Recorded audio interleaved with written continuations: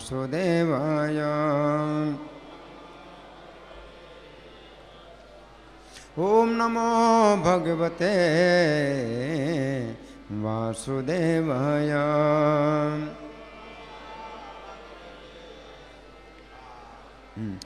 आप लोग जो दूर बैठे हैं सबसे प्रार्थना है आगे आए हैं। सब लोग आपस में कोई बातें नहीं करेगा। हरि बोल करताल देना। आपस में कोई बातें नहीं, बिल्कुल शांत। जो दूर बैठे हैं वो आगे आए। तो ये भगवत गीता है, ग्रंथराज श्रीमद् भगवत गीता यथारूप, अध्याय 6। अध्याय का नाम है ध्यान योग। श्लोक संख्या 19, पृष्ठ संख्या 217। हाँ, जो हिंदी पढ़ते हैं किताब ले लीजिए, ये हिंदी में है किताब। हाँ, जो हिंदी पढ़ने वाले हैं किताब ले लीजिए और पेज नंबर 217 निकालिए। कोई है हिंदी पढ़ने वाला? किताब लो, निकालिए। कितना पेज नंबर बताया मैंने? कितना पेज नंबर? कितना पेज नंबर बताया? 217। मिल गया? 217।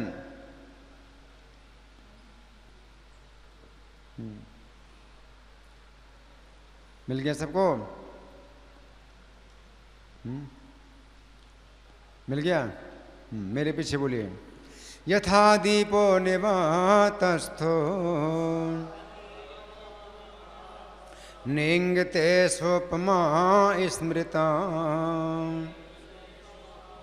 योगिनो यत चित्तस्य युञ्जतो योगम आत्मनः। सब लोग बोलिए। जिनके पास किताब नहीं है वे भी बोल सकते हैं, क्योंकि भगवान के शब्द बहुत सरल हैं। ठीक है, सब लोग बोलेंगे? बोलिए, जोर से बोलिए। यथा दीपो निवातस्थो नेंगते सोपमा स्मृता योगिनो यत चित्तस्य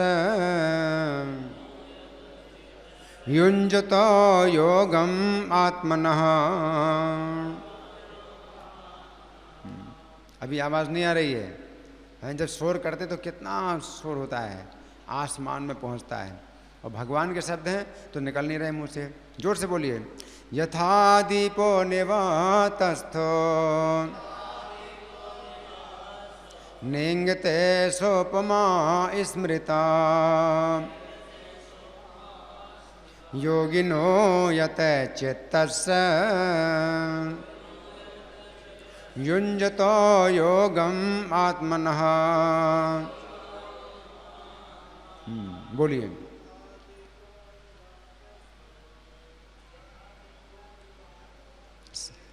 सब लोग दोहराइए।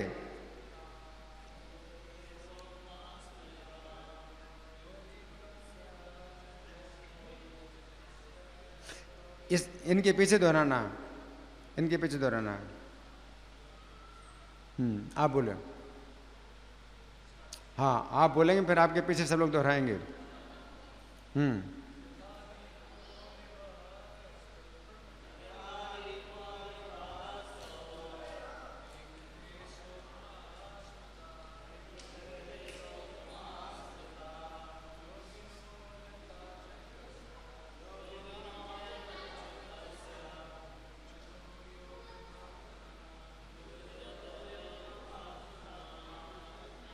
और कोई?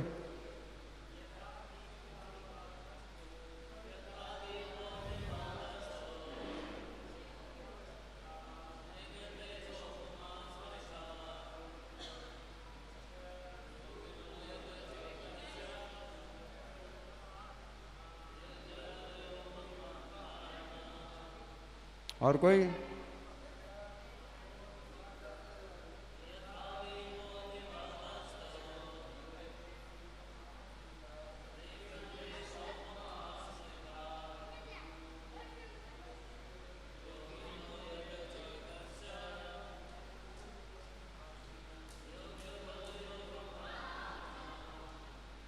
आप बोलो।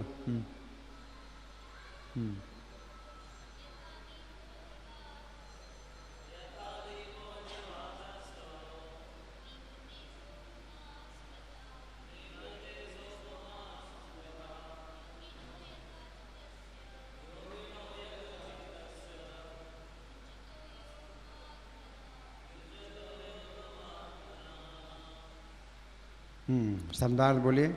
यथा, सब लोग, यथा, जिस तरह। क्या बात, सब लोग क्यों नहीं बोल रहे? जिनके पास पुस्तक नहीं सब लोग बोल सकते हैं।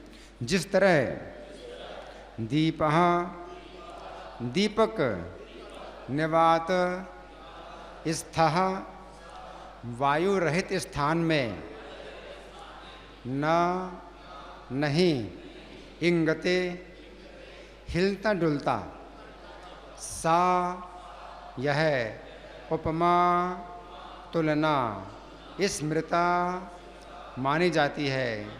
योगिनः, योगी की, यत चित्तस्य, जिसका मन बस में है, युञ्जतः, निरंतर संलग्न, योगम, ध्यान में, आत्मनः, अध्यात्म में।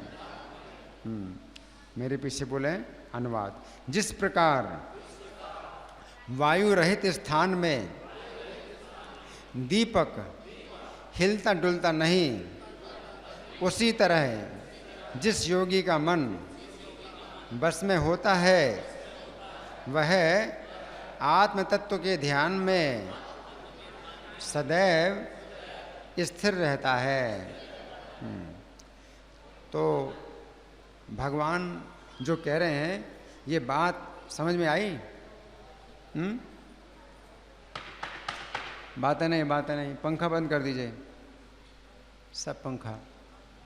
कोई पंखा चल रहा है ना, उधर का पंखा चल रहा है, सब पंखे बंद कर दीजिए। आपस में कोई बातें नहीं करें, बिल्कुल शांत। भगवान ने जो बात बताई है वो बड़ी सरल बात है, बहुत सरल बात है। समझ में आया किसी को? नहीं आया? आया? आप बताओ माता जी, आपको आया समझे? हाँ बताइए। नहीं आपसे नहीं, वो पीछे माता जी। हाँ बताइए।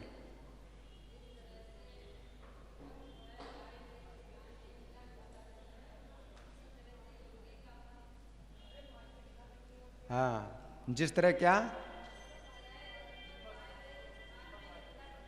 हाँ, वायु रहित स्थान में दीपक की लौ है ना, हिलती डुलती नहीं है। और जब हिलती डुलती नहीं है तो प्रकाश पैदा होता है ना। और अगर हिलती डुलती है तो फिर प्रकाश नहीं पैदा होता है ना। तो प्रकाश जो है पाने के लिए उसको क्या करना चाहिए? हमें हवा को रोकना पड़ता है। इसलिए दिया का लालटेन बनाया जाता है ना। तो लालटेन में क्या होता है? चारों तरफ शीशा होता है और नीचे छोटे छोटे छेद होते हैं जिससे हवा तो मिले, है ना, लेकिन हवा का झोंका नहीं चाहिए, है ना। तो हवा के झोंके से बचाने के लिए और हवा भी प्राप्त हो, इसलिए छोटे छोटे छेद किए जाते हैं नीचे से कि हवा भी मिले, है ना। और ऊपर से भी छेद होते हैं जैसे धुआं भी बाहर निकले। हाँ, तो वो हवा निकलने के और हवा अंदर जाने के और हवा बाहर निकलने के भी छेद होते हैं, लेकिन हवा का झोंका नहीं चाहिए जिससे कि लौ जो है हिले डुले। और जब लौ हिले डुले तो फिर प्रकाश पैदा नहीं होता है कि नहीं। तो प्रकाश पाने के लिए, उसका अधिक से अधिक प्रकाश पाने के लिए हवा के झोंके से बचाया जाता है ना। इसलिए दिए को जो है या तो ऐसे स्थान में रखो जहाँ हवा ना हो, और या फिर हवा हो तो लालटेन का फिर प्रयोग करना पड़ेगा, है ना। तो भगवान जो है मतलब बताते हैं उसी प्रकार से योगी का जीता हुआ चित्त है। तो चित्त जो है अगर जीत लिया जाता है तो वो जो है प्रकाश पैदा करता है। उस प्रकाश से हम अपने आप को भी देख सकते हैं और भगवान को देख सकते हैं, अपना भगवान के साथ संबंध जान सकते हैं। तो प्रकाश की आवश्यकता है। तो चित्त ही जो है प्रकाश पैदा करेगा अगर वो क्या है? जीता हुआ है, स्थिर है। लेकिन सामान्य लोगों का जो चित्त है वो बस में नहीं होता है ना। तो हवा के झोंकों से वो जो है हिलता डुलता रहता है तो अंधकार रहता है। तो चित्त में जो है, हृदय में वो अंधकार बना हुआ है। तो उस अंधकार में हम ना तो अपने को जान पाते हैं, ना भगवान को जान पाते हैं, ना अपना भगवान के साथ संबंध जान पाते हैं, है ना। तो भगवान ने बहुत अच्छा उदाहरण दिया है ना। अब हम सुनेंगे प्रभुपाद जी तात्पर्य में क्या लिखते हैं। शिला प्रभुपाद की। कृष्ण भावना भावित व्यक्ति अपने आराध्य देव के चिंतन में उसी प्रकार अविचलित रहता है जिस प्रकार वायु रहित स्थान में एक दीपक रहता है। तो प्रभुपाद जी तात्पर्य में केवल इतना ही लिखा है, आराध्य देव के चिंतन में है। यहाँ पर जो विशेष बात है भक्ति वेदांत तात्पर्य की जो विशेषता है वो ये है ना, कि यहाँ भगवान ने जो कहा है कि योगी ने अपने चित्त को बस में किया हुआ है, तो वहाँ पर प्रभुपाद क्या लिखते हैं, अपने आराध्य देव के चिंतन में। आराध्य देव कौन है? कृष्ण है? आराध्यो भगवान ब्रजेश तनयस। तो ब्रजेश ब्रज के राजा के जो पुत्र हैं वही आराध्य हैं, है ना। आराधना के पात्र कौन है? ब्रजेश तनय। ब्रजेश तनय ब्रज के राजा नंद महाराज और उनके तनय यानी पुत्र, वही आराधना के पात्र हैं। तो उनके चिंतन में कैसा है योगी का मन? रूपा लिखते हैं कि आराध्य देव के चिंतन में अविचलित रहता है, उसका मन जो है विचलित नहीं होता है। कृष्ण के चरण कमलों के चिंतन से उसका मन विचलित नहीं होता है। तो ये विशेषता है उसकी, है ना। तो चित्त की जो है तुलना यहाँ पर भगवान दीपक से कर रहे हैं, दीपक से कर रहे हैं, है ना। तो दीपक में स्वभाव से प्रकाश पैदा करने की शक्ति होती है, लेकिन स्थिति जो है कैसी होनी चाहिए कि हवा का झोंका ना हो, है ना। तो इसी प्रकार से इंद्रिय तृप्ति के झोंकों से जो है अगर चित्त विचलित नहीं होता तो ये प्रकाश पैदा करेगा, है ना। और भगवान भी कहते हैं गीता में 10वें अध्याय में, तेषाम सतत युक्ता नाम भजताम प्रीतिपूर्वकम ददामि बुद्धि योगम तम ये न मामुपयान्दिते। कि अगर सतत युक्त हैं, प्रीतिपूर्वक मेरा भजन करते हैं, उन्हें बुद्धि योग में प्रदान करता हूँ, जिसके द्वारा वे मेरे पास आते हैं। तेषाम एवानुकंपार्थम अहम अज्ञान जमतमा। तो उनकी परिकृपा करने के लिए मैं अज्ञान से उत्पन्न अंधकार को दूर करता हूँ। नाश्याम में आत्मभावस्थो ज्ञान दीपे न भासुता। ज्ञान के प्रकाशमान दीपक के द्वारा मैं उनके अज्ञान के अंधकार को दूर करता हूँ। तो भगवान कहते हैं ज्ञान के प्रकाशमान दीपक के द्वारा, ज्ञान दीपे न भासुता, ज्ञान के दीपक, है ना। तो यहाँ मुख्य बात यही है कि चित्त जो है अगर स्थिर हो जाए भगवान के चरणों में, कृष्ण के चरण कमलों में, तो वही चित्त प्रकाश पैदा करेगा, या भगवान स्वयं जो है चित्त को प्रकाशित करेंगे, ज्ञान का दिया जलाएंगे और वो प्रकाश पैदा करेगा, है ना। तो ये जो है आज के श्लोक में भगवान बता रहे हैं। और चैतन्य महाप्रभु चित्त की तुलना करते हैं दर्पण से, चेतो दर्पण मार्जनम।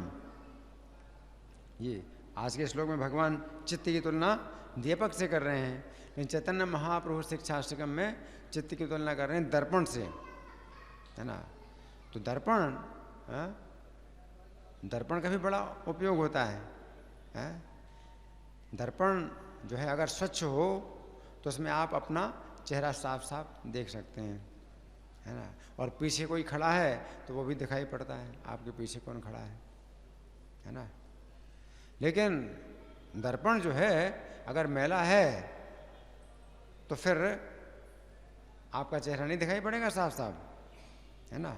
तो हमारा जो चित्त रूपी दर्पण है ये मैला है ना।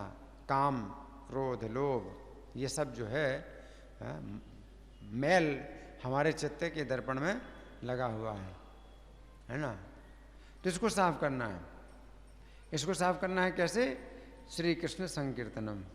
तो कृष्ण संकीर्तन के द्वारा रगड़ रगड़ करके चित्त रूपी दर्पण को स्वच्छ करना है। अगर शीशे में जो है धूल मिट्टी लग जाती है तो आप जो है साबुन, पानी, कपड़ा से जो है उसको रगड़ते हैं तो साफ हो जाता है दर्पण। तो इसमें भी जो है रगड़ने की ज़रूरत है। और वो क्या चीज़ है? वो साबुन पानी कपड़ा, वो क्या चीज़ है? श्री कृष्ण संकीर्तनम, है ना। तो श्री कृष्ण संकीर्तन ये जो है ये है जिसके द्वारा हमें इस चित्त रूपी दर्पण को रगड़ना है। और इससे क्या होगा? चित्त रूपी दर्पण स्वच्छ हो जाएगा। और जब दर्पण स्वच्छ हो जाएगा तो आप अपना प्रतिबिंब साफ साफ देख सकेंगे। अपने स्वरूप को आप जान सकेंगे कि हमारा स्वरूप क्या है। जीवेर स्वरूप होए कृष्णेर नित्यदास, कृष्ण का नित्यदास ये जीव का स्वरूप है। तो कृष्ण के साथ हमारा क्या संबंध है वो हम जान सकते हैं। तो इसमें एक बड़ी सुंदर कथा है ध्रुव महाराज की। तो ध्रुव महाराज की कथा अलग अलग शास्त्रों में प्राप्त होती है और अलग अलग प्रकार की प्राप्त होती है। श्रीमद् भागवत में ध्रुव महाराज की कथा चल रही है 4थे स्कंद में, और कई अध्यायों तक चलेगी वो। तो बहुत समय से हम लोग उस कथा को सुन रहे हैं। लेकिन विष्णु पुराण में भी ध्रुव महाराज की कथा मिलती है। तो कुछ उसमें अंतर भी हैं ध्रुव महाराज की कथा में। लेकिन आज के श्लोक से जो है इसका संबंध ये है कि ध्रुव महाराज ने अपने चित्त को कृष्ण के चरण कमलों में लगाया। कैसे? बिल्कुल स्थिर, है ना। और तब उनको जो है कृष्ण का दर्शन प्राप्त हुआ। भगवान कृष्ण प्रसन्न हो गए और उनको दर्शन देते हैं। तो कथा तो बहुत लंबी है, तो मैं पूरी कथा को नहीं सुनाऊंगा। और इस कथा की जो मुख्य बातें हैं वो तो आप लोग जानते ही हैं, है ना। कि ध्रुव महाराज जो है राजा उत्तानपाद के पुत्र थे। उनकी 2 पत्नियां थी, सुनीति और सुरुचि। तो सुरुचि का पुत्र उत्तम था और सुनीति के पुत्र ध्रुव थे। ध्रुव बड़े थे, बड़ी पत्नी सुनीति थी, छोटी पत्नी सुरुचि थी। लेकिन राजा उत्तानपाद को छोटी पत्नी ज़्यादा प्रिया थी। तो उसके कारण उत्तम को गोद में बैठाए हुए थे। और ध्रुव जो है जब गोद में बैठना चाहता है, क्योंकि बच्चा है, उसे कुछ पता ही नहीं है कि राजा के मन में क्या है और ये जो मेरी सौतेली माता उसके मन में क्या है। ध्रुव छोटा बालक था, 5 वर्ष का बालक था। तो वो पिता की गोद में बैठना चाहता है, तो पिता उसका आदर नहीं कर रहे हैं। वो बच्चा जो है पिता की गोद में अगर चढ़ना चाहे तो पिता क्या करता है? उसको सहारा देता है, गोद में उठा लेता है ना। तो गोद में पहले से एक बच्चा बैठा हुआ है, दूसरा बच्चा चढ़ना चाहता है, लेकिन पिता उसको नहीं चढ़ा रहे गोद में। तो ये देख करके सुरुचि ने जो है इस अवसर का लाभ उठाया और ध्रुव को बड़ा कठोर वचन बोला। बड़े कठोर वचन बोले ध्रुव को, है ना। क्या बोले? कि तुम जो है चूँकि मेरे उदर से उत्पन्न नहीं हुए हो, इसलिए पिता की गोद में तुम नहीं बैठ सकते हो, है ना। सुरुचि ने जब ये वचन बोले तो ध्रुव को बहुत वो जो है लग गए, है ना। और ध्रुव ने यह भी देखा कि पिता भी चुप हैं। और चुप होने का मतलब क्या है? स्वीकृति, कि सौतेली माता जो कुछ कह रही है उनको भी स्वीकार है ना। तो पिता का भी जो है व्यवहार बड़ा अन्यायपूर्ण था। तो ध्रुव जो है फिर अपनी माता के पास गए, सुनीति के पास गए, और सुनीति ने जो है फिर ये आदेश दिया कि तुम भगवान को प्रसन्न करो, वन में जा कर के भगवान को प्रसन्न करो, है ना। तो ये कथा विष्णु पुराण में पराशर मुनि सुना रहे हैं मैत्रेय मुनि से। मैत्रेय मुनि से पराशर मुनि सुना रहे हैं। और श्रीमद् भागवत में यही कथा मैत्रेय मुनि सुनाते हैं विदुर जी से, है ना। तो पराशर मुनि कहते हैं माता से इस प्रकार कहकर ध्रुव उसके महल से निकल पड़ा और फिर नगर से बाहर आकर बाहरी उपवन में पहुंचा। वहां ध्रुव ने पहले से ही आए हुए 7 मुनीश्वरों को देखा। तो श्रीमद् भागवत में नारद जी की बात आती है कि नारद जी मिले उस बालक को, लेकिन इसमें आती है क्या 7 ऋषि मिले, 7 ऋषि मिले। तो काले मृगचर्म के आसनों पर बैठे हुए 7 ऋषि मिले। उस राजकुमार ने उन सबको प्रणाम करके नम्रतापूर्वक कहा। ध्रुव ने कहा, महात्माओं, मुझे आप सुनीति से उत्पन्न हुआ राजा उत्तानपाद का पुत्र जाने। मैं आत्मग्लानि के कारण आपके निकट आया हूँ। ऋषि बोले, राजकुमार, अभी तो तू 5 ही वर्ष का बालक है, अभी तेरे विरक्ति का कोई कारण नहीं दिखाई पड़ता। कौन बोले? सप्तऋषि। सप्तऋषि बोले, तेरे कोई चिंता का भी कारण नहीं है, क्योंकि तेरे पिता राजा जीवित हैं और बालक तेरी कोई इष्ट वस्तु खो गई हो ऐसा भी नहीं है, और हमें तेरे शरीर में कोई रोग भी नहीं दिखाई पड़ता। फिर तेरी गिलानी का क्या कारण है? यदि कोई हेतु हो तो बता।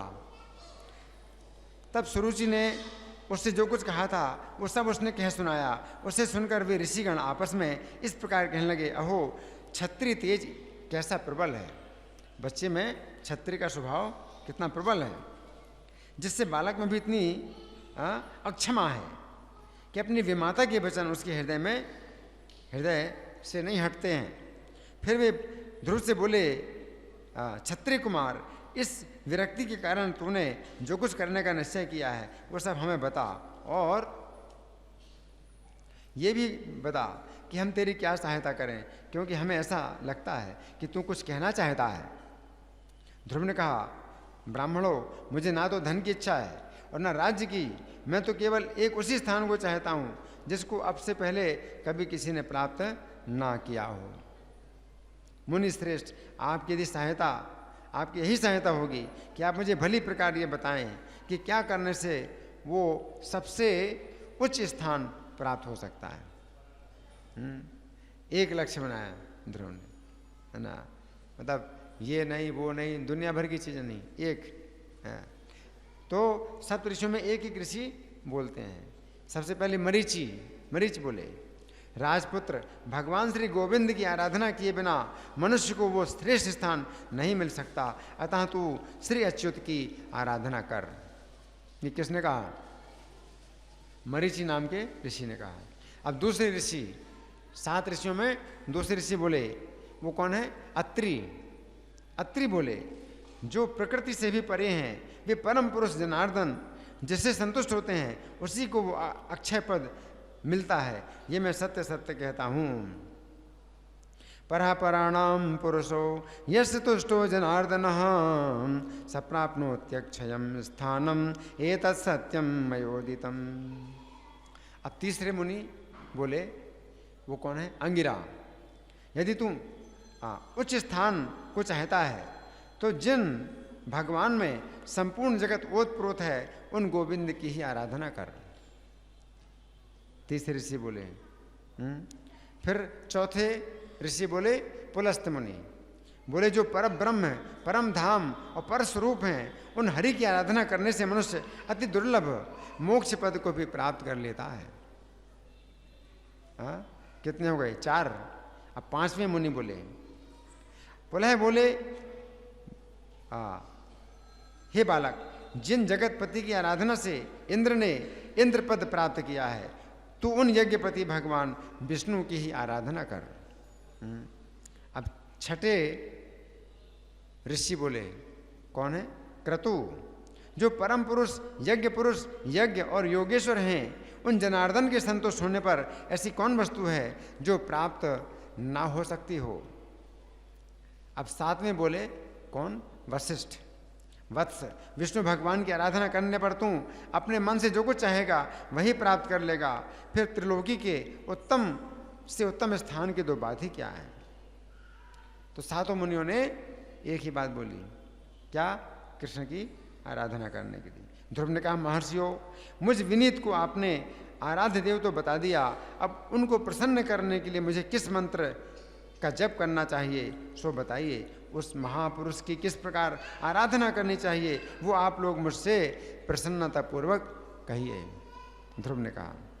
ऋषि बोले, राजकुमार, विष्णु भगवान की आराधना में तत्पर पुरुषों को जिस प्रकार उनकी उपासना करनी चाहिए वो तू हमसे यथावत श्रवण कर। मनुष्य को चाहिए कि चित्त को संपूर्ण बाहर के विषयों से हटाकर उसे एकमात्र श्री कृष्ण में ही स्थिर कर दे। इस प्रकार एकाग्रचित्त होकर तन्मय भाव से जो कुछ जपना चाहिए वो हमसे सुन। ओम नमो भगवते वासुदेवाय। इस मंत्र को पूर्व काल में तेरे पितामह स्वयंभू मनु ने भी जपा। तब उनसे संतुष्ट होकर श्री जनार्दन ने उन्हें तीनों लोकों में दुर्लभ सिद्धि प्रदान की। उसी प्रकार तू भी इस मंत्र का निरंतर जप करता हुआ श्री गोविंद को प्रसन्न कर। पराशर मुनि कहते हैं, हे मैत्रेय, ये सब सुनकर ध्रुव उन ऋषियों को प्रणाम कर उस वन से चल दिया और अपने को कृतकृत्य मानकर यमुना के तट में अति पवित्र मधु नामक वन में आया, जहाँ पीछे मधु के पुत्र लवण नामक महाबली राक्षस को मारकर शत्रुघ्न ने मथुरा नाम की पुरी बसाई। जिस मधुवन में निरंतर देव देव श्री हरि की सन्निधि रहती है, उसी सर्व पाप हरि तीर्थ में ध्रुव ने तपस्या की। मरीचि आदि मुनीश्वरों ने उसे जिस प्रकार उपदेश किया था, उसने उसी प्रकार अपने हृदय में विराजमान श्री विष्णु भगवान का ध्यान करना आरंभ किया। इस प्रकार अनन्य चित्त होकर ध्यान करते रहने से उसके हृदय में सर्वांतर्यामी भगवान हरि प्रकट हो गए। योगी ध्रुव के चित्त में भगवान विष्णु के स्थित हो जाने पर पृथ्वी उसका भार संभाल ना सकी। भगवान हृदय में आ गए तो पृथ्वी अब भार संभाल ना सकी। उसके बाएं चरण से खड़े होने पर, जब वो बाएं पैर पर खड़ा होता था तो पृथ्वी का बायां आधा भाग झुक जाता था,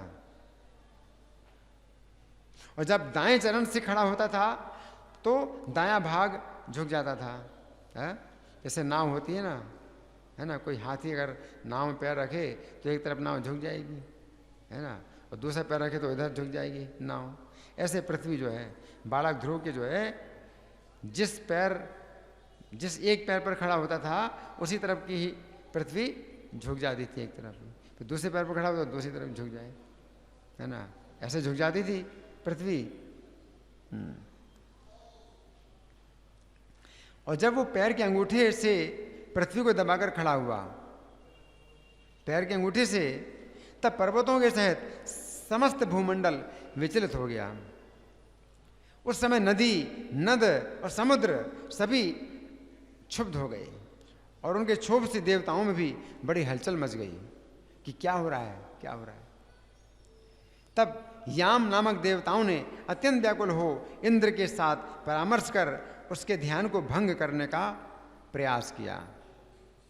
इंद्र से परामर्श करके किसका ध्यान भंग करने का प्रयास किया? ध्रुव महाराज का ध्यान भंग करने का प्रयास किया, है ना। इंद्र के साथ अति आतुर कुष्मांड नामक उपदेवताओं ने नाना रूप धारण कर उसकी समाधि भंग करने का प्रयत्न किया। उस समय माया से रची हुई उसकी माता सुनीति, अब वो असली माता नहीं थी, माया से रची हुई माता सुनीति आ गई, है ना।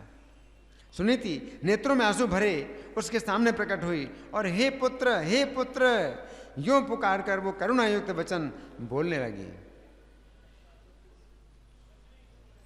उसने कहा, बेटा तू शरीर को नष्ट करने वाले इस भयंकर तप को छोड़ दे। मैंने बड़ी बड़ी कामनाओं द्वारा तुझे प्राप्त किया है। अरे मुझ अकेली अनाथा दुखिया को सौत के कटु वाक्यों से छोड़ देना तुझे उचित नहीं है। बेटा मुझ आश्रयहीना का तो एकमात्र तू ही सहारा है। कहाँ तो तू 5 वर्ष का शिशु और कहाँ तेरा ये अति उग्र तप। अरे इस निष्फल तब से अपना मन मोड़ ले। अभी तो तेरे खेलने कूदने का समय है, फिर अध्ययन का समय आएगा, तब समस्त भोगों के भोगने का, और फिर अंत में तपस्या करना भी ठीक होगा। बेटा तुझ सुकुमार बालक का जो खेल कूद का समय है उसी में तू तपस्या करना चाहता है। तू क्यों इस प्रकार अपना सर्वनाश कर रहा है? तेरा परम धर्म तो मुझको प्रसन्न रखना ही है। माता कह रही है, वो माया है, माया कह रही, तेरा परम धर्म तो मुझको प्रसन्न करना ही है।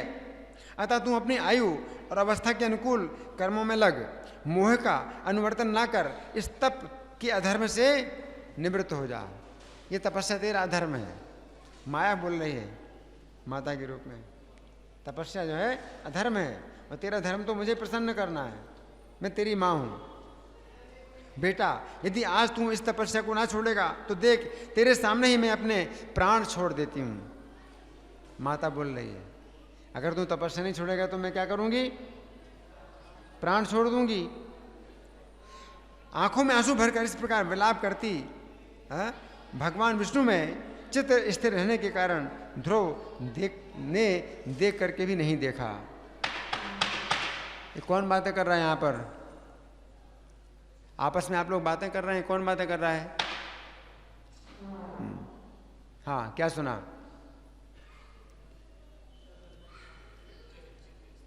ध्रुव ने चित्त स्थिर, भगवान विष्णु में चित्त स्थिर रहने के कारण देख करके भी नहीं देखा। वही बात है, चित्त स्थिर, जो आज के श्लोक में भगवान बता रहे हैं ना, चित्त स्थिर। तो भगवान विष्णु में चित्त स्थिर होने के कारण उसको देख करके भी नहीं देखा है। तब अरे बेटा यहां से भाग भाग, देख इस महाभयंकर वन में ये कैसे घोर राक्षस अस्त्र शस्त्र उठाए आ रहे हैं। वो माता बोल रही है। यूं कहती हुई वो चली गई और वहां जिनके मुख से अग्नि की लपटें निकल रही थीं, ऐसे राक्षस आए। अभी माता बोल रही है भाग जा भाग जा, है? और अब राक्षस आ भी गए। कैसे राक्षस? मुंह से अग्नि की लपटें निकल रही हैं। ऐसे अनेक राक्षसगण अस्त्र शस्त्र उठाए प्रकट हो गए। उन राक्षसों ने अपने अति चमकीले शस्त्रों को घुमाते हुए उस राजपुत्र के सामने बड़ा भयंकर शोर किया। उस नित्य योग युक्त बालक को भयभीत करने के लिए अपने मुख से अग्नि की लपटें निकालती हुई सैकड़ों सियारियां घोर नाद करने लगीं। सैकड़ों सियारियां क्या कर रही हैं? मुंह से अग्नि की लपटें निकाल रही हैं। वे राक्षस गण भी मारो मारो, काटो काटो, खाओ खाओ, इस प्रकार चिल्लाने लगे।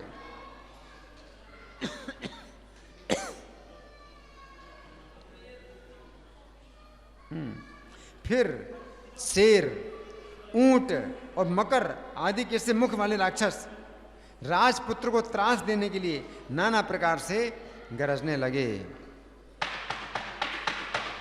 बातें नहीं, बातें नहीं। ये बातें कौन कर रहा है? इनको इशारा करो चुप रहने का। ये आपस में बातें करने के लिए आए आप लोग। कौन बातें कर रहा है? अपने आप सोचना चाहिए, यहाँ पर कुछ कथा हो रही है, ना तो सुनते हैं ना सुनने देते हैं। जिसको बातें करना है बाहर जाएं, यहाँ बातें ना करें, बिल्कुल शांत। हाँ, क्या सुना?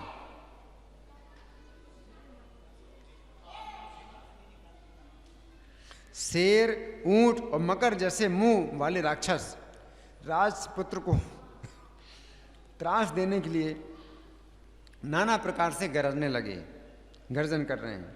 किंतु भगवान में आसक्त चित्त वाले उस बालक को, वो बालक कैसा है? भगवान में आसक्त चित्त है। उस बालक को वे राक्षस कुछ भी दिखाई नहीं दिए, उनके शब्द नहीं सुनाई दिए, सियारियां, अस्त्र शस्त्र कुछ भी नहीं दिखाई दिए। वो राजपुत्र एकाग्र चित्त से निरंतर अपने आश्रयभूत विष्णु भगवान को ही देखता रहा और उसने किसी की ओर किसी प्रकार भी नहीं देखा। आप समझे? तो जहाँ भगवान है तो वहाँ किसकी माया चलेगी? देवताओं की माया क्या चलेगी भगवान के सामने? है ना? तो भगवान में उसका चित्त पूरी तरह से। तो यहाँ पर बात यही है कि चित्त को जो है मतलब इतना स्थिर कर दिया ध्रुव महाराज ने भगवान के चरणों में, तो फिर जितनी बाधाएं हैं उन बाधाओं के सिर पर पैर रख करके आगे बढ़ते हैं, है ना? तब संपूर्ण माया के लीन हो जाने पर उससे हार जाने की आशंका से देवताओं को बड़ा भय हुआ। अब देवता लोग क्या हुए? भयभीत हो गए, बहुत भयभीत हो गए। देवता लोग बहुत भयभीत हो गए। क्यों भयभीत हो गए? कि ये बालक अब कुपित हो सकता है हमारे ऊपर, है ना, और हमारा अनिष्ट कर सकता है ना? भयभीत हो गए। अतः उसके तप से संतप्त हो वे सब मिलकर जगत के आदि कारण शरणागत वत्सल अनादि और अनंत श्री हरि की शरण में गए। देवता बोले, देवाधिदेव जगन्नाथ परमेश्वर पुरुषोत्तम जनार्दन, उस उत्तानपाद के पुत्र की तपस्या से भयभीत होकर हम आपकी शरण में आए हैं। कौन बोले? देवता लोग बोले, आप उसे तप से निवृत्त कीजिए। हम नहीं जानते वो इंद्र पद चाहता है या सूर्य का पद चाहता है या उसे कुबेर या वरुण या चंद्रमा के पद की अभिलाषा है। अतः ईश्वर आप हम पर प्रसन्न होइए और उस उत्तानपाद के पुत्र को तपस्या से निवृत्त कीजिए। श्री भगवान बोले, देवताओं, उसे इंद्र, सूर्य, वरुण अथवा कुबेर किसी के पद की अभिलाषा नहीं है। कौन बोले? भगवान बोले, उसकी जो कुछ इच्छा है वो सब मैं पूर्ण करूंगा। देवगण, तुम निश्चिंत होकर इच्छानुसार अपने अपने स्थानों को जाओ। भगवान बोले, देवाधिदेव भगवान के ऐसा कहने पर इंद्र आदि देवतागण उन्हें प्रणाम कर अपने अपने स्थानों को चले गए। सर्वात्मा भगवान हरि ने भी ध्रुव की तन्मयता से प्रसन्न हो उसके निकट चतुर्भुज रूप से जाकर इस प्रकार कहा। भगवान आए। श्री भगवान बोले, ध्रुव, तेरा कल्याण हो। मैं तेरी तपस्या से प्रसन्न होकर तुझे वर देने के लिए प्रकट हुआ हूं। तेरा चित्त बाहरी विषयों से उपरत होकर मुझ में ही लगा हुआ है, अतः मैं तुझसे बहुत संतुष्ट हूं। अब तू अपनी इच्छानुसार श्रेष्ठ वर मांग। कौन बोले? भगवान बोले। देवाधिदेव भगवान के ऐसे वचन सुनकर बालक ध्रुव ने आंखें खोली और अपनी ध्यानावस्था में देखे हुए भगवान हरि को साक्षात अपने सामने खड़े देखा। अभी तक ध्यान में देख रहा था, साक्षात भगवान को किरीट और संग चक्र गदा सारंग धनुष और खड्ग धारण किए देख उसने पृथ्वी पर सिर रखकर प्रणाम किया और सहसा रोमांचित होकर उसने देव देव की स्तुति करने की इच्छा की। ध्रुव ने कहा, भगवान, आप यदि मेरी तपस्या से संतुष्ट हैं तो मैं आपकी स्तुति करना चाहता हूं। क्या? यदि आप मेरी तपस्या से संतुष्ट हैं तो मैं क्या चाहता हूं? आपकी स्तुति करना चाहता हूं। आप मुझे यही वर दीजिए जिससे मैं क्या कर सकूं? आपकी स्तुति कर सकूं। देव जिनकी गति ब्रह्मा आदि वेदज्ञ जन भी नहीं जानते, उन्हीं आपका मैं बालक कैसे स्तुति कर सकता हूं? प्रभु, आपकी भक्ति से मेरा चित्त आपके चरणों की स्तुति करने में प्रवृत्त हो रहा है, अतः आप उसके लिए बुद्धि प्रदान कीजिए। बच्चा कहता है, मुझे बुद्धि दीजिए, मेरी इच्छा हो रही है आपकी स्तुति करने की, तो बुद्धि दीजिए। तब जगतपति श्री गोविंद ने अपने सामने हाथ जोड़े खड़े हुए उस ध्रुव को अपने शंख के अग्रभाग से छू दिया। अपने शंख के अग्रभाग से छू दिया। तब तो एक क्षण में ही वो राजकुमार प्रसन्न मुख से अति विनीत हो श्री अच्युत की स्तुति करने लगा। पूरा ज्ञान हो गया। भगवान ने शंख छुआया और पूरा ज्ञान। ध्रुव बोला। अब स्तुति बहुत लंबी है, मैं अंतिम कुछ बातें उसमें से पढ़ के सुना रहा हूं। मैं आपको नमस्कार करता हूं सर्वेश्वर, आप सर्वात्मक हैं क्योंकि संपूर्ण प्राणियों में व्याप्त हैं। अतः मैं आपसे क्या कहूं, आप स्वयं ही हृदय की सारी बातों को जानते हैं। सर्वात्मा सर्वेश्वर सबके आदि, आप सर्व रूप से सभी प्राणियों के मनोरथों को जानते हैं। नाथ, मेरा भी जो कुछ मनोरथ था वो तो आपने सफल कर दिया और जगतपते मेरी तपस्या भी सफल हो गई क्योंकि मुझे आपका साक्षात दर्शन प्राप्त हुआ है। अब वो कुछ नहीं मांग रहा है। बालक क्या कह रहा है, मेरी जो भी इच्छा थी वो आप जानते हैं, अब मेरी कोई इच्छा नहीं है, अब मेरी सब इच्छाएं पूरी हो गई क्योंकि मुझे क्या प्राप्त हो गया है, आपका दर्शन प्राप्त हो गया है।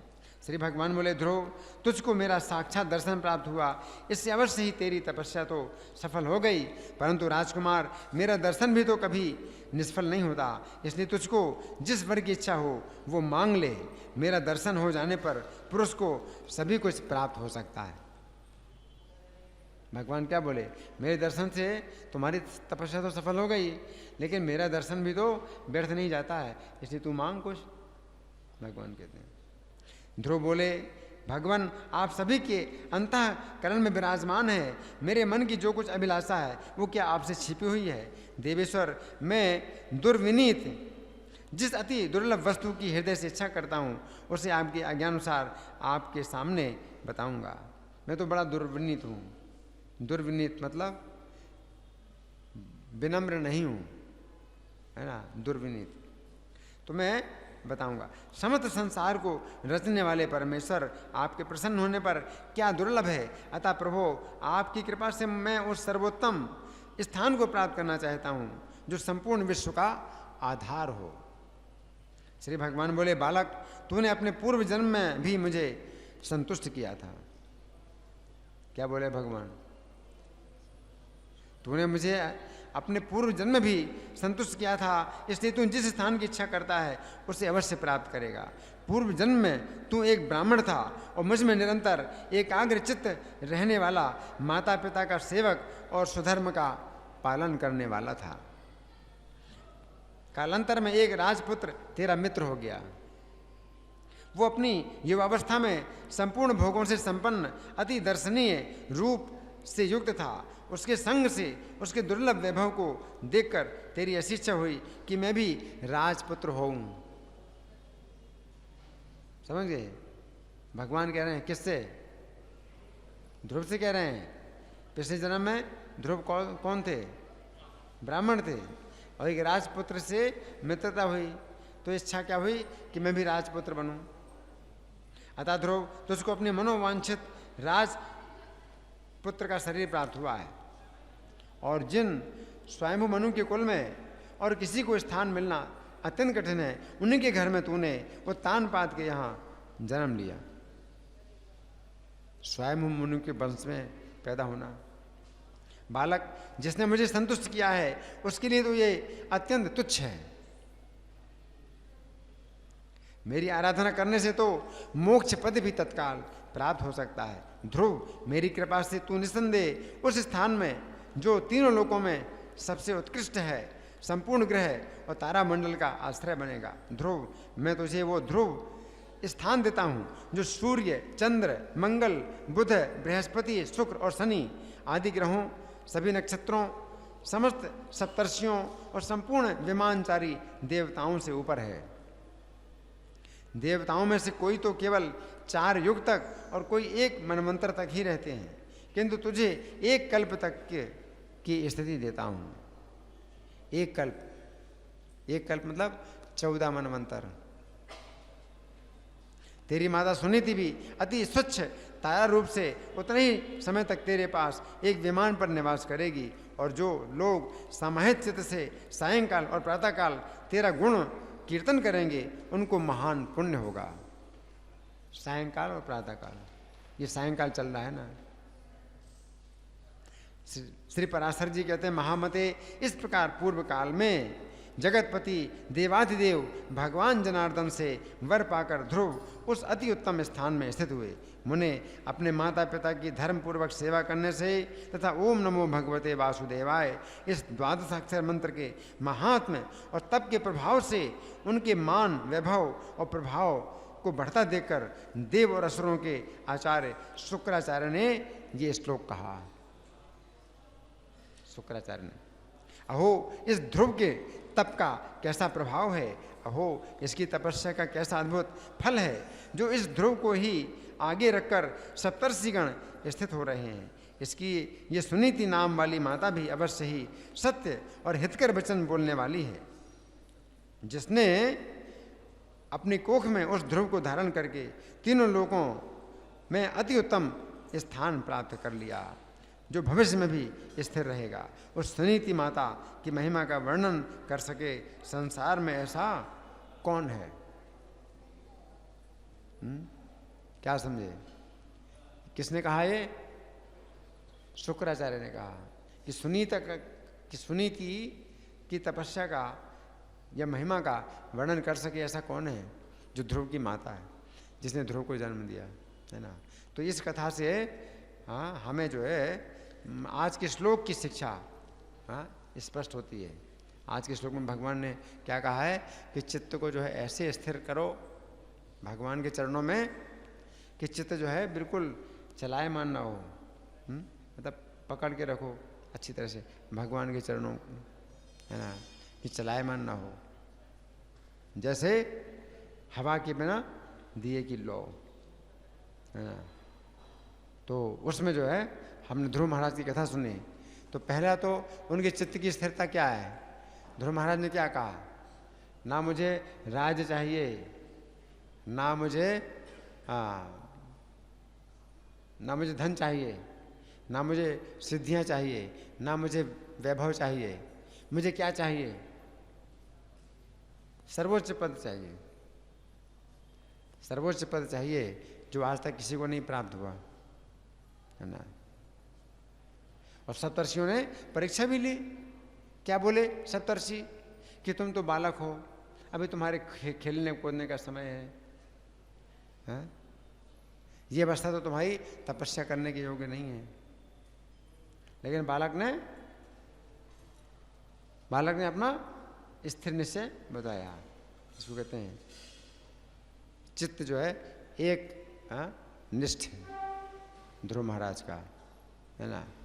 और फिर जब भगवान के उस ध्यान में लग गए ध्रुव महाराज, तो फिर क्या बाधाएं आई, कौन बताएगा। उस समय क्या क्या बाधाएं आई जब वो ध्यान कर रहे थे ध्रुव महाराज, तो उस समय क्या क्या बाधाएं आई, कौन बताएगा। सबसे पहले कौन आई, हाँ माया माता के रूप में आई, माया माता के रूप में आई।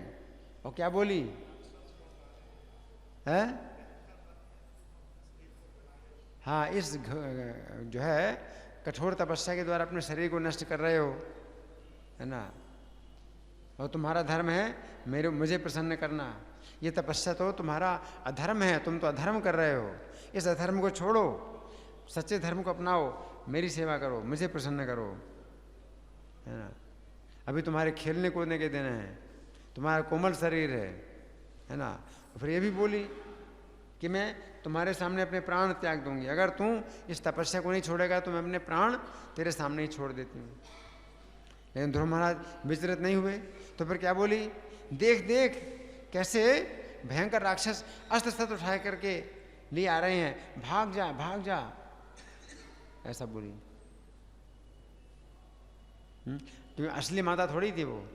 असली माता ऐसा थोड़ी कहेगी कि मैं अपने प्राण छोड़ दूंगी और फिर कोई दूसरी बात बोले। और उसके बाद फिर क्या हुआ, राक्षस आए, सियारे आई, मुंह से अग्नि के लपटें निकाल रहे हैं, अस्त्र शस्त्र लिए, और क्या चिल्ला रहे हैं, मारो मारो, काटो काटो, खाओ खाओ, इस तरह चिल्ला रहे हैं, है ना। तो बहुत मतलब बाधाएं आई। तो बाधाएं तो आती हैं भक्त के जीवन में, लेकिन अगर भगवान के चरणों में अगर उसने चित्त लगाया, मत चित्ता सर्व दुर्गाणी मत प्रसादा तरे शशि। भगवान क्या कह रहे हैं, मत चित्ता सर्व दुर्गाणी, मुझ में अगर चित्त लगाओगे तो जितनी कठिनाइयां हैं उनको तुम पार कर जाओगे मेरी प्रसन्नता से।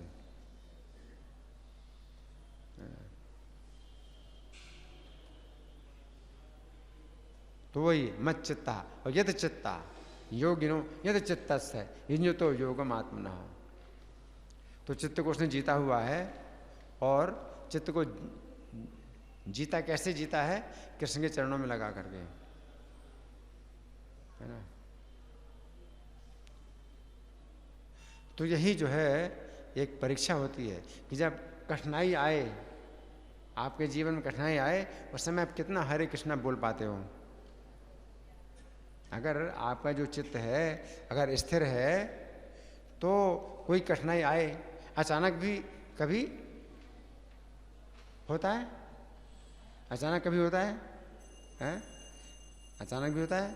कभी सड़क पार कर रहे हैं, अचानक ट्रक आ जाए सामने, है ना, तो उस समय आप बोलते हो कृष्ण कि नहीं बोलते, ये भी परीक्षा है। बहुत सी दुर्घटनाएं होती हैं जीवन में और खतरे आते हैं, उस समय आपके मुंह से कृष्ण निकलता कि नहीं निकलता, ये परीक्षा है। अगर स्थिर चित्त है तो उस समय कृष्ण बोलेंगे, चाहे रक्षा के लिए रक्षमाम, हे कृष्ण मेरी रक्षा करो, रक्षा करो। लेकिन कृष्ण है ना, तो कृष्ण बोल करके कोई बोलता है बाप रे, कोई बोलता है अरे दैया, है ना, मर गया, हाँ, तो क्या क्या शब्द बोलते हैं, आ कृष्णा नहीं निकलता मुँह से, है ना। तो ये एक परीक्षा है। योगिनो यत चित्तस्य, योगी ने अगर अपने चित्त को बस में किया हुआ है तो कोई भी संकट आए, कोई खतरा आए, हैं, और डर भी लगता है तो कृष्ण का ही नाम लेंगे, है ना। जैसे बच्चा है ना, तो डर लगता है तो माँ माँ अम्मा जो भी हो ऐसे शब्द बोलता है ना, है ना। तो अगर कृष्ण का आश्रय लिया है तो कृष्ण का नाम लेते हैं आपके नहीं। ये 16 माला जब कर लिया और बस बंद कर लिया है तो ये पर्याप्त नहीं है। ये 16 माला के बाद जो है आपका काम पूरा हो गया, ये पर्याप्त नहीं है। पर्याप्त ये है कि जागते हुए सोते हुए कोई खतरा आए, ये तो भौतिक संसार है ही है, विपत्तियों का स्थान है ही है, तो उस समय विपत्तियों में आपके मुंह से क्या निकलता है? कोई बोलता हाँ दैया रे, मैया रे, है ना, बाप रे बाप रे बाप रे, क्या क्या बोलते हैं? ऐसे ही बोलते हैं, है ना। कृष्णा, किसके मुंह से निकलता है? कृष्णा, है ना। ये आपकी परीक्षा है। आप चित्त को जीतो, अभ्यास करो बोलने का। तो ये हरे कृष्ण मंत्र का आप 16 माला जाप करते हैं, ये कम से कम का जाप है, लेकिन ये एक आपकी परीक्षा है कि आप क्या बोलते हो। ठीक है ना। धन्यवाद। ग्रंथराज श्रीमद् भगवद गीता की जय। जगत गुरु शिला प्रभुपाद की जय। श्री श्री राधा पार्थ सारथी ललिता विशाखा की जय। श्री श्री गौरताय भगवान की जय। श्री श्री सीताराम लक्ष्मण हनुमान की जय हो।